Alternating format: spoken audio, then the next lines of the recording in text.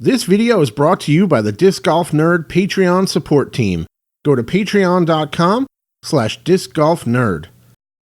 What's up, everybody? Welcome to my review of the Ricky Wysocki Signature Edition Champion Teebird3 by Innova.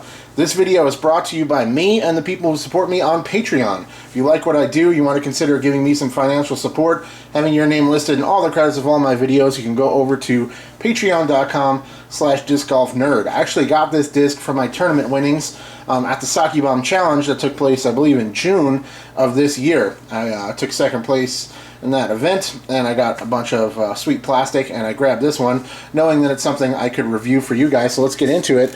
Teebird3. First of all, I really like the stamp. I think it's solid, good artwork. I love the lettering. It looks really nice on this like kind of neon grass green color with the black stamp. I think it's a really good looking disc for sure. And I'm a huge Rick fan, as you guys know, so I figured if nothing else I would just hold on to this one as part of my collection. But might as well get the review out there for you guys. Ricky Wysocki, two-time world champion, 8, 4, 0, and 2 are the flight numbers on this disc. I would say those are basically spot on. I could maybe see the fade being higher, 8403. That would make sense as well. It's actually pretty beefy, as we will find out a little later on. So let's take a look at it. This one has some dome to it for sure. It'll pop just like a little bit, but nothing too crazy. The rim is very manageable. It's not very wide.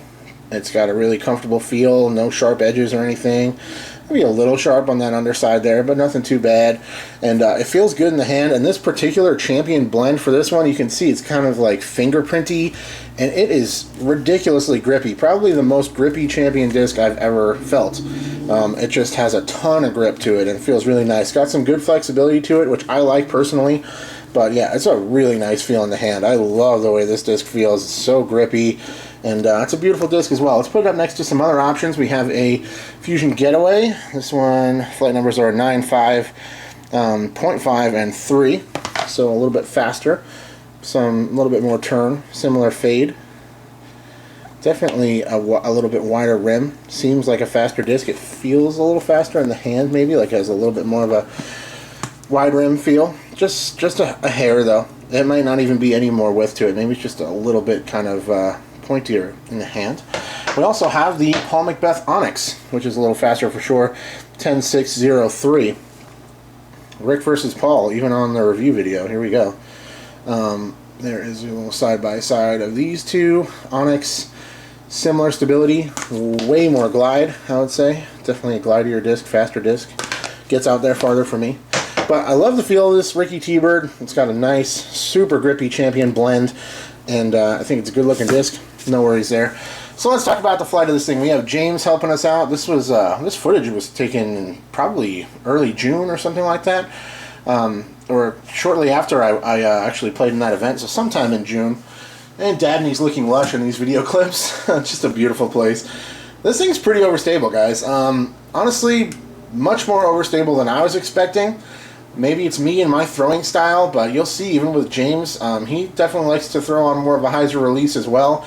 But this thing just sweeps out hard, fades really strong on that hyzer line, and holds it really well. You have to throw it real flat or slight ante to get any kind of a movement right whatsoever, even to try to get it to kind of flip up and stand up for a while before the fade kicks in. You got to put some spin on it for sure. For me, this thing is quite overstable. Every bit as overstable as like a Thunderbird or something like that. I could actually almost certainly get more distance out of a Thunderbird than this particular Teebird, based on my testing of some of those Thunderbirds back when I first reviewed those. You know, of course, you could step it up to like a Firebird or something. It's not that beefy, but it definitely has no natural turn whatsoever, and a pretty strong and aggressive fade. Like I said, I could easily see this being a fade of 3. I don't think anybody would be surprised by that. I'm sure there's some variation out there, depending on the run and all that kind of stuff with any disc. But yeah, I'm sure you can find ones that are straighter, and maybe even have a little bit of flip up and ride to them. But this particular Teebird3, quite beefy, and definitely a very consistent disc. You can throw it on forehand, holds a hyzer really strong. You can throw it flat and straight all the way without having to worry about it. veering off and turning over on you at all, especially for me and James and kind of more normal arm speed players. James definitely throws farther than I do, but he's still not like a big arm per se. He definitely gets him out there nice, but he's more of a hyzer flip to stand up and carry, kind of a distance thrower. And this thing, you really want to throw it strong and flat to get a long straight flight out of it with that strong fade once it slows down. So I think this is probably better suited for players with more arm speed, or if you're looking for something that is going to have that strong finish every time you pull it out. That is my review on the Teebird3. Thank you so much for watching. Thanks to everybody who supports me, both from watching the videos, the likes, the comments, all that stuff means a lot to me, and of course the folks who support me on Patreon. I'll check you all very soon. Cheers!